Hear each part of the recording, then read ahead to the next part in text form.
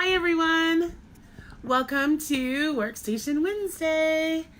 I am Tracy King and I'm glad that you're joining me here to talk about workstations, one of my favorite things.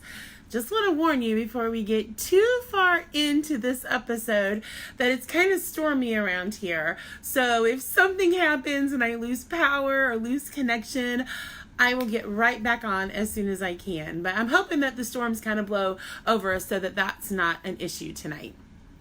So tonight I'm going to share about one of my favorite tools for organizing my workstations digitally. And I've just started using this in the last few months. So it's still just, I'm getting there. And then I'm going to share with you a bunch of ideas for singing stations. So singing workstations. Before we get started though, I just want to remind you that I blog at blogspot.mrskingrocks.com. And I am on Twitter and Instagram as either the Bulletin Board Lady, hi Katie, or Tracy King, so you can find me in those places. Also, obviously, you found me here at Facebook because you're watching right now. And in the next semester, we're going to talk a lot about different stations and different themes for different stations. So let's get started. I have to tell you about this awesome tool. I'm a big fan of Excel, or what's the Mac version of that? Sheets? Is that what that is? I don't know. I'm a new Mac person too. Anyway, I'm a big Excel fan, and I always have been, and I love how much easier it made my life. Then I discovered Airtable. And you can get an Airtable account for free. And so I started using it for all of my Bulletin Board Lady stuff, like products I wanted to do and things I wanted to add, and just a bunch of ideas that I really needed more than these little scraps of paper and these little notebooks that were laying all over the place. So I started plugging this into Airtable, and I realized a few months ago this would be an awesome way for me to organize my workstations, because it's kind of like Excel on steroids. And you can drop sound files and PDFs and videos and links. You can drop everything in there, and it is so super easy to organize. So we're not going to spend much time on this, but I just couldn't help but take a minute or two as you're setting up and kind of going through what you want to do this year. This might be a great tool for you to organize everything. All right, so I'm going to turn you around. Hello, so that you can see my computer. And this is Airtable. So again, it kind of looks like Excel on steroids. What I did was I went in and I started writing down all of the different workstations I could think of. I think I'm at 90 something right now. And then I went in and I thought, okay, well, what concept does this teach? Because I generally do workstations by concept. So if we're working on 16th notes, most of my workstations are about 16th notes and so on.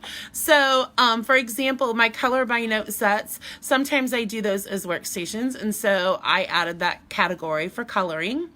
Instrument families, miscellaneous, some of those are bigger sets that of stations that I do, non-pitch percussion, pitch, reading, and so on.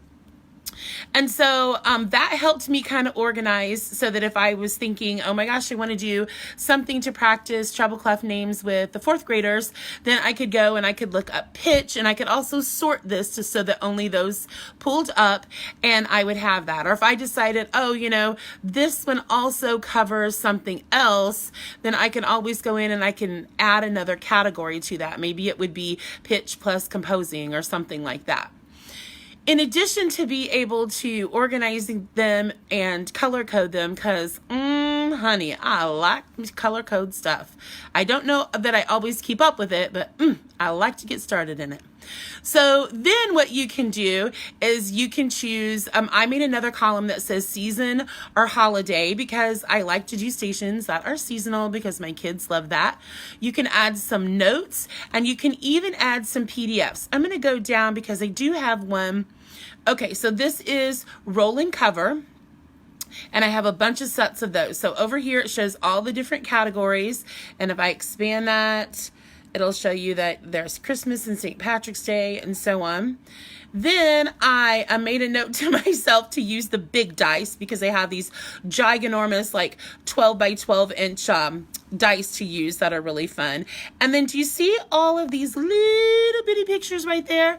These are all PDFs that I was able just to drop in. So if I open it up, it shows all of the files that I have attached in there. And then to get to them, I just click on that and it pulls. Woo, that is zoomed in, isn't it? Let me come back.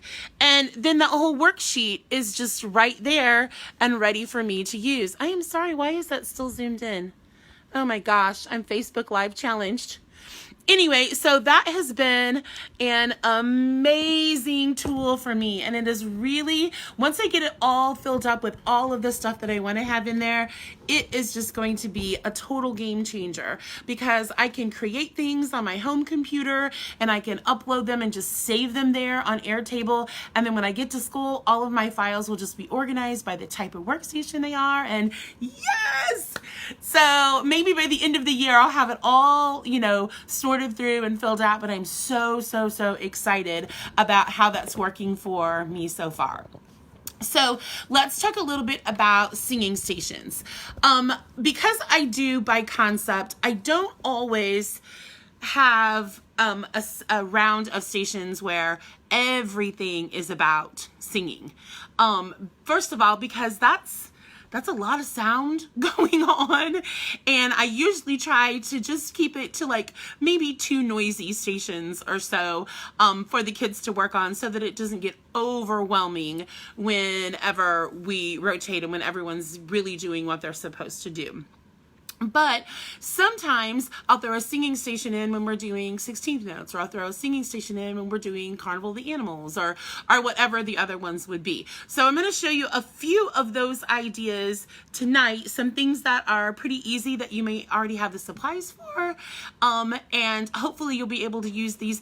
These ideas are good for K through 6. I've tried them out. I've even done a few with 7th and 8th grader, but mostly we're sticking to the elementary grades for that. So the first station uses puppets. Yay! So these are not very expensive puppets because my kiddos are going to play with them. These came from Oriental Trading. And I don't remember how much they were. I've had them for such a long time, but they do still have them. I liked that they came with different skin tones. You can get different occupations and things like that. And they have, you just stick your hand up in them and it just moves the mouth a little bit. I have big fat boy fingers, so I'm not sure if my whole hand will fit up there. Okay. And then I set the box of puppets and some We Sing books out at a station, and the kids can go through the book and pick out a song, and like maybe this is She'll Be Coming Round the Mountain. And then they'll move their puppet as they sing. She'll be coming round the mountain when she comes. Oh, you were so good. Mwah! So I've used this station K through 4. And when I used it with kindergarten, they couldn't read any of this. But giving the books to them to look at, even though they couldn't read any of this, was great because they would see, oh, here's a picture of a chicken, and I know a song about a chicken. And so they would just, either make up their own song or they would come up with some song that we had done in class or something like that. So they were still reading music, but they were using their puppets to do that. Now I have to tell you, this didn't work out for me when I used the puppets with 5th grade and up, because I thought, man, my 4th graders really love that. I should try that. When I did this, I was at a school that had 5th through 8th grade, because it was a K through 8 district, and 5th through 8th grade were kind of in their own wing. So the 5th graders were like the big kids. when I've done this with fifth graders being like in third, fourth, and fifth grade, or K through 5 or something like that, I've had a much better response. But giving a box of puppets to some fifth graders that think they're all that means you're going to get a lot of puppets making out and doing inappropriate things. And I can't even imagine that anymore. So I don't generally use puppets with the older kids just because, oh my gosh, if you've ever watched, what was that movie? Was it Team America? Is that the one with the crazy inappropriate puppet stuff? Yeah. So I don't do that with the upper grades, but it works super, super well with the younger grades. I also don't use my expensive puppets, simply because I don't want them to get messed up, and these I could probably stitch back together or something like that. So puppets sometimes allows students who don't enjoy just singing out loud by themselves, or really don't even like talking out loud. Suddenly, if you shove their hand up a puppet, they're willing to make sounds for the puppet. So I think that that helps a lot. Okay, I just have a quick question for those that you can see me. Am I on my personal account, or am I on the Bulletin Board Lady account? Because I must admit, it's been a crazy social media week. So if you can see me right now, let me know. Am I coming across as Tracy, or am I coming across as the Bulletin Board Lady? Because I'm supposed to be the Bulletin Board Lady. Yesterday, I posted a school announcement to my personal page, which was weird. And then later, I went live as a Bulletin Board Lady on the school page. And I think, oh, thank you, Karen. I think that maybe, just maybe, I am managing too many social media accounts. All right, thank you so much. I'm on the right account. I am glad. All right, let me show you another station for singing. The next one is using those lap packs that I talked about before. There's a link in the resource file that's at the top of this video that you can go to, and you can read about lap packs, and you can download some freebies to get you started. So for this singing activity, I'm using this one. Actually, I think it goes like this. And this was designed ideally to have rhythm up here, so students, and where I'm thinking K through 3, K through 4, would write a rhythm, a 1-beat rhythm, so a ta, TT, a rest, something like that. And then they would use little bitty erasers to notate what they were working on. So I have a big container of those little erasers. Oh my gosh, I love them so much. And we would take this sheet and we would just lay those pieces on the line, and students are composing. I don't know if you can see that very well. And so they would put the pieces on, and they would say heart, apple, fish, hang on, ice cream, and they would notate so me, or whatever pattern we were working on. So we could do so me la, or whatever. But using the little erasers in itself is super, super engaging because they like playing with them as much as I do. Imagine that. So that's one way I could set this out and say, at this station, you are going to create so me patterns, or mi re do patterns, or so me la patterns, or whatever. And then they would know that they would sing the whatever was on the eraser, whether it was a fish or an ice cream or whatever it was. And then to go the next step forward, then they would notate it. So heart has one sound on the beat, so that would be a quarter note, and they would draw that in the box above that.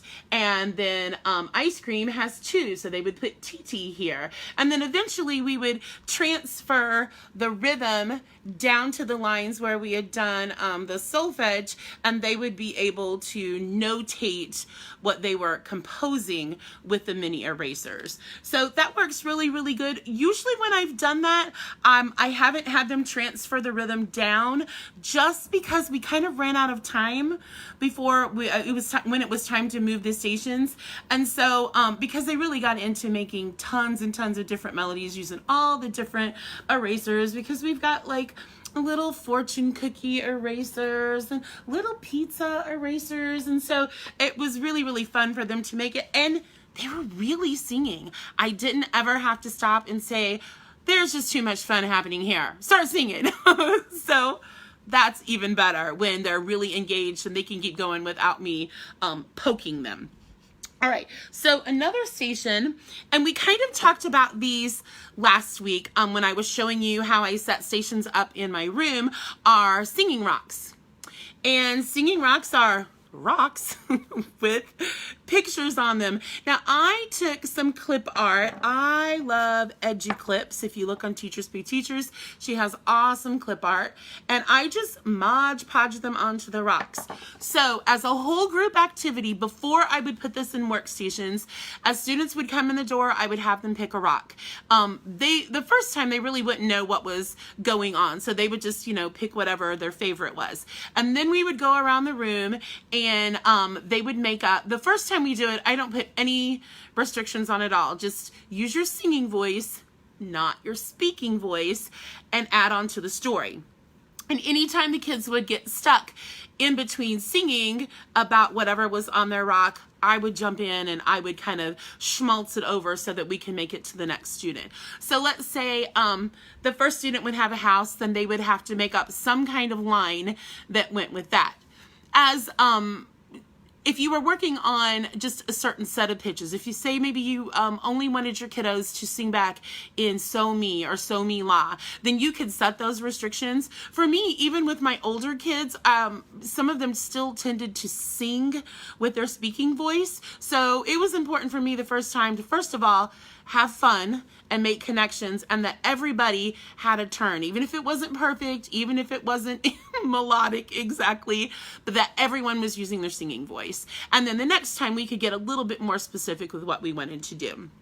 So this might be, once upon a time, there was a little blue house. And the next student's rock would be a unicorn. Oh yeah, sometimes the rocks don't make any sense at all.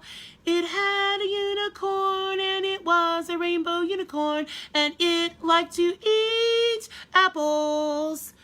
And the next student would say, it really, really, really loved eating apples.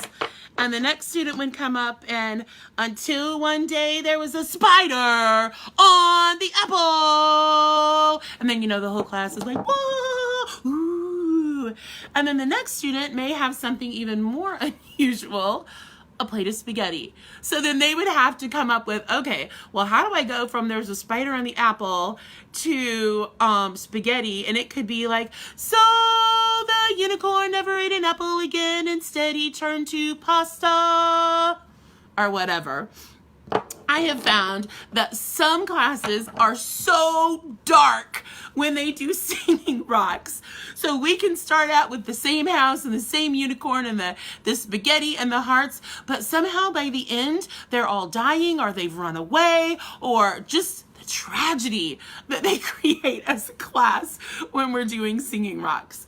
So that would be an activity that we would do maybe the week before. And then the next week, if we were doing Workstations, I would set the singing rocks out and I would say, when you get to the station, everybody take 2 rocks and you're going to make 2 turns around the circle singing a story.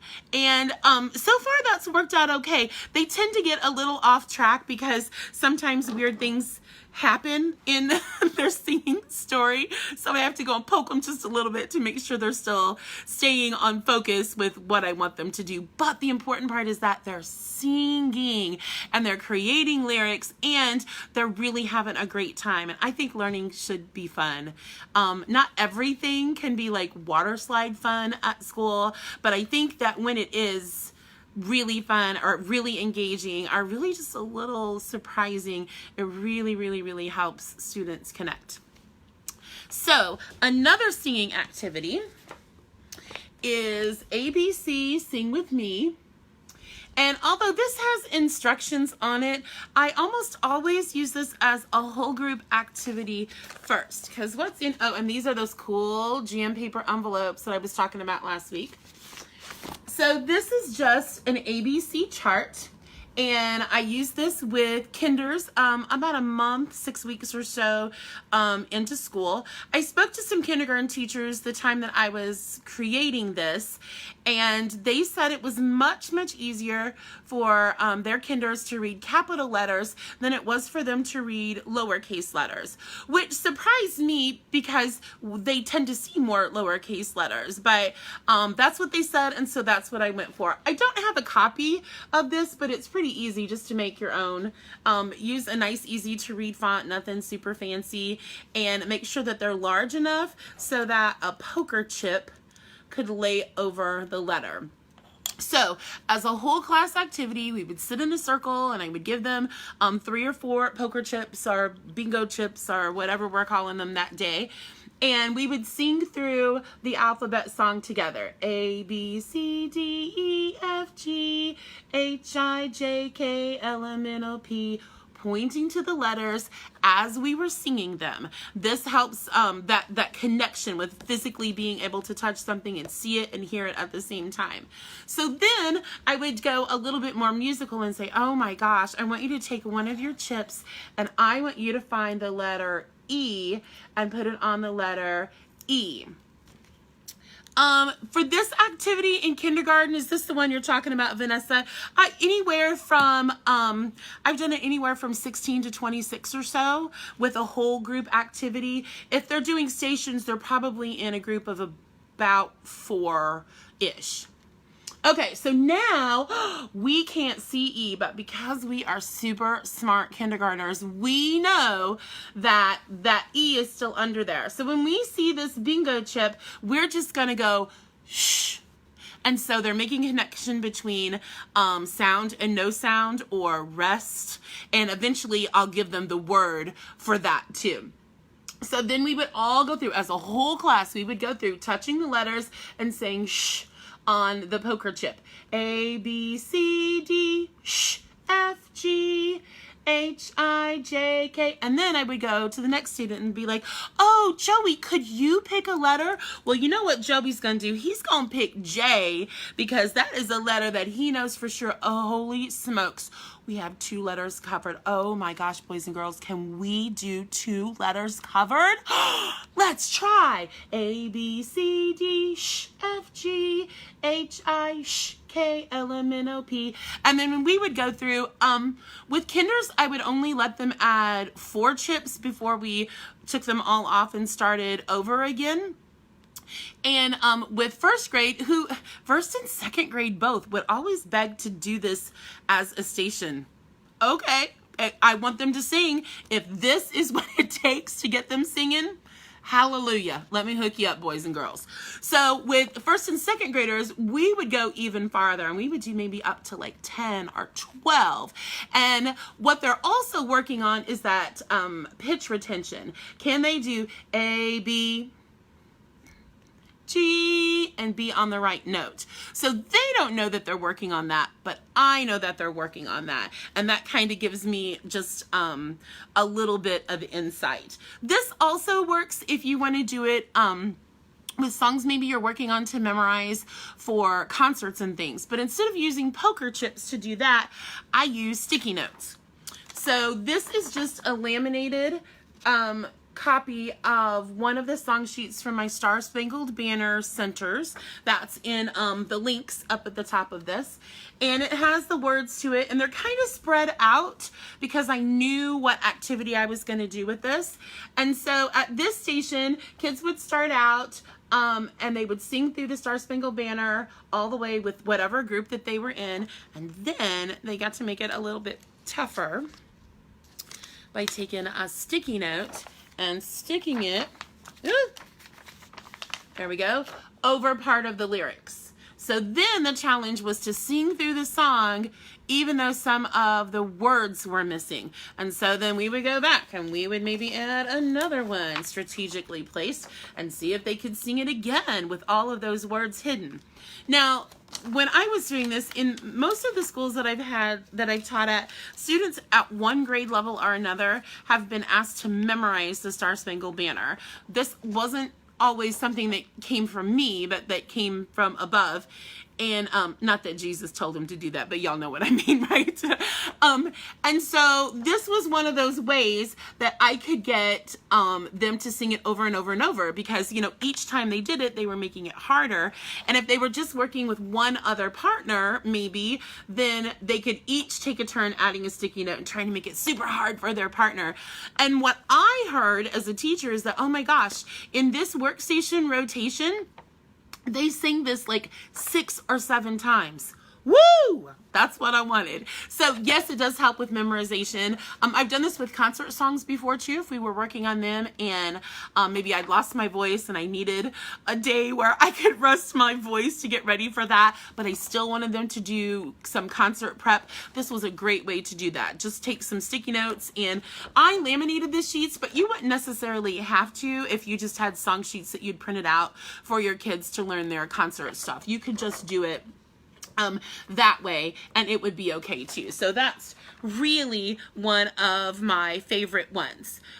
So I have two more I want to talk about. There are some vocal explorations. They are all over Teachers Pay Teachers. I have a ton in my store, and they are simply just kind of roadmaps that your students can follow to make sounds, to vocalize, whether they're vocalizing high or low or however that goes. I do them as vocal warm-ups. It also helps with the littles. If, yes, page protectors, Lisa, that's a great idea. I also use them with the littles to help tracking, because that helps them like follow, you know, we're reading the music from left to right, and this is what happens when it goes higher, and this is what happens when it goes lower. And I found that even up through 3rd and 4th grade, they enjoy doing this. It's really way too easy for them, but even that vocalization, so that they're, you know, they're singing and they're telling the difference, pitch differentiation, all of that is good stuff. I'm seeing if I can pull up a version for us to look at real quick. When we're doing them, sometimes I'll print them out if we're doing them in Workstations, and then the kids will have a fancy schmancy pointer. I have a whole bunch of pointers because I'm pretty much just a kid and I collect junk like that all the time. And the kids could go either up to the Smartboard and they could track where the sounds were going, or they could, if I printed them out, I just leave them on a music stand with a box full of pointers, and they can choose and they can track along for their neighbors, and then they take turns doing that kind of thing. So let me show you what the vocalizations look like. Ooh, hello again. So they look like this. So if they were up on the Smartboard, the kids would come up and we'd be like, oh man, what sound could a frog make? Oh, I know. Let's do ribbit. Oh, fun. Ribbit, ribbit, ribbit, ribbit, ribbit, ribbit, ribbit. Or whatever that is. And then they would be able, with Smart Ink, you know, you have that little up and down arrow that you can use. And then the next student would come up and they would point and they would move this way. Sometimes it's fun, instead of using whatever character is there, for them just to make up their own sound, like, you know, wee, wee, wee, wee, or oink, oink, oink, oink. And I have lots of different sets, so they can make all sorts of different sounds. Even like mixing up the sets, I think, is really fun when I'm printing them out. My favorite is probably the one called Galaxy, because it's got a bunch of different spacey characters that they can make some really funky sounds with. And the kids, even the big kids, really seem to like the vocal explorations, doing it that way. There are some of my sets that let students make their own vocal explorations, so that's kind of fun to see what they would come up with. And for the most part, they can do this kind of station on their own. So the next station is actually a singing stick, and these are created by Darlene Abbott. She is known as Music Mom, and I've linked to her up above. This singing stick, let me get a little closer so you can see it, has do, re, mi, fa, sol, la, ti, do, and the numbers. And why I kind of fell in love with this, oh, and it's printed really well. I know you can't see that, but it's printed really well. These are awesome. my junior high and high school vocal people prefer that the kids learn numbers as opposed to the solfege, which is fine with me. And so we will practice starting second semester in 5th grade before they go on to 6th grade choir or band. We'll practice doing the numbers. And so I'll sing a pattern like 1, 1, 5, 5, and they'll sing back as they touch the numbers. 1, 1, 5, 5. Am I hitting 5 there? 5, 5. And then we would go through several different patterns. Sometimes I'll sneak a song in there on them, phrase by phrase, to see if they can figure it out.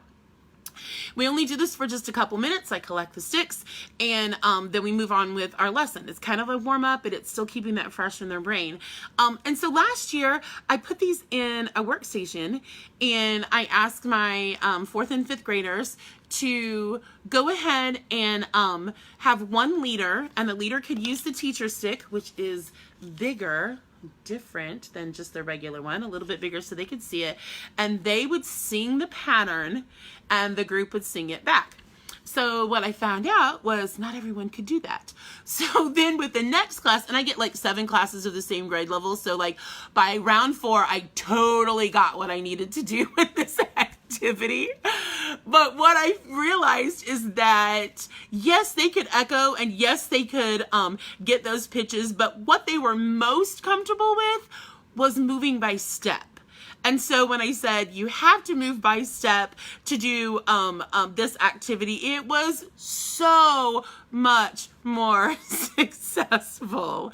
So I don't know that every class would need to do that. My kids are not very strong in solfege because it's not something that we do K through 8 or anything like that. So, but the numbers help prep them, and I hope that my middle school and high school people were able to see a difference since we had practiced some of that. And because it was in Workstations, it even allowed me with one of the classes, you know, one of those classes that really needed Mrs. King to be there, I actually sat down and I was the leader for them. And so that provided for me a great way to individually assess students without having them to do it in front of the whole class, without having to take a big chunk of time out. In that 5 to 8 minutes that we were at our workstation, I could easily do some group work with the 4 or 5 kids that were there, and then we could sing individually and do echoes, and then I could just mark a little mark in my book to show that I had heard them and where they were as far as matching pitch and being able to echo that back to me. So I thought that was a really easy way, once I figured it all out, it was a pretty easy way for me to be able to do assessments like that.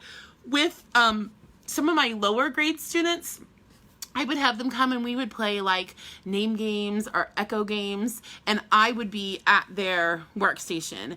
And so, you know, we could even do that up the ladder, down the ladder, that song, or jump in, jump out is so exciting. We can't do that, but there are lots of other name games that you could do. And those kids really, they were like, oh my gosh, we get to be alone with Mrs. King just, you know, for our workstation time. And they really didn't understand that this was, you know, for a grade. They were just having a good time, and they were loving singing, and they really liked that extra one-on-one time with me. So that worked really, really well as another singing station for me. Okay, I think I got all my singing station ideas out. Now this is just the tip of the iceberg. I have probably 7 or 8 more that I could share with you, and as we go throughout this year, I'll bring some of those up or show you how to make some of those so that you can do some of this with your students. Let me see, were there any questions that were popping up? If you have any questions about any of the stations that I've talked about or how that works out, just to reiterate something that I said at the beginning, I don't do a round of only singing stations. That would just be too overwhelming for my classroom. My classroom is pretty small, and so that would just be too much. And I really don't like to put kids out in the hall because I can't watch them very well, and I don't think that they're on task as much as if they're in the room with me. So I don't generally do that. So I try to stick to 2 noisy stations. So I may have like xylophone composing at one and a singing station at another, or something like that. And that generally tends to work out for me. So check out the link that I have attached to the description of this video, and you'll find some links to some of the things that I talked about tonight, and hopefully they will make your life a little bit easier and make your classroom a little bit singier as you add some singing workstations. Thanks for joining me, guys.